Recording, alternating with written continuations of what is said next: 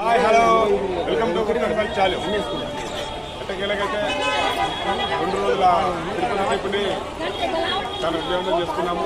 ఆ దేవుని ఆశీస్సుతోటి మంచిగా దర్శనం అయింది.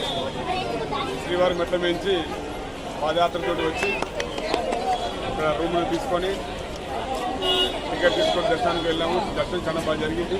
తర్వాత ఆకర్షకంగా పప్పు వినాశనానికి వెళ్ళడం జరిగింది. అక్కడ చాలా బాగా ఉంది. ఆహ్లాదకరమైన వాతావరణం ఉంది. మార్నింగ్ లేచి వాకింగ్ చేసాము, యోగా చేసాము. మంచి ఆక్సిజన్ లెవెల్స్ కూడా ఉన్నాయి. కాబట్టి నేను ఉన్న భారతదేశంలో ఉన్న ప్రజలందరికీ, ముఖ్యంగా మన తెలుగు రాష్ట్రంలో ఉన్న ప్రజలందరికీ తెలియజేసుకుంటున్నాను. ఈ కొద్ది బంగారం లాంటి మన తిరుపతిని ఖచ్చితంగా ప్రతి ఒక్కరు జీవితంలో ఒక్కసారి దర్శించుకోవాలి. దర్శించుకొని ఇక్కడ ఉన్న అన్నప్రసాదాన్ని సేవించాలి. And at the same time వచ్చిన భక్తులందరికీ నేను కోరుకున్నది ఒకటే, ప్లాస్టిక్ రహితంగా ఉంచాలి. దీన్ని మనకున్న పుణ్యక్షేత్రం ఇది. ఖచ్చితంగా ప్లాస్టిక్ని వాడొద్దు. ప్లాస్టిక్ని విసరించుకోవాలి. ఇక్కడ మనం ఉన్న రూమ్లలో నీళ్ళను కూడా వేస్ట్ చేయకుండా నీటిని కూడా చాలా పొదుపుగా వాడుకొని మన ముందు సహకారం ఖచ్చితంగా అందించాలి. కోరుకుంటూ అందరూ ఖచ్చితంగా తమ జీవితంలో ఒక్కసారైనా మన తిరుమలకు వచ్చేసి తిరుమలకున్న పుణ్యక్షేత్రంకి ఉన్న దాన్ని పెంపొందించాలని చెప్పేసి ప్రపంచ నలుమూలలు ఆల్రెడీ తెలుసు.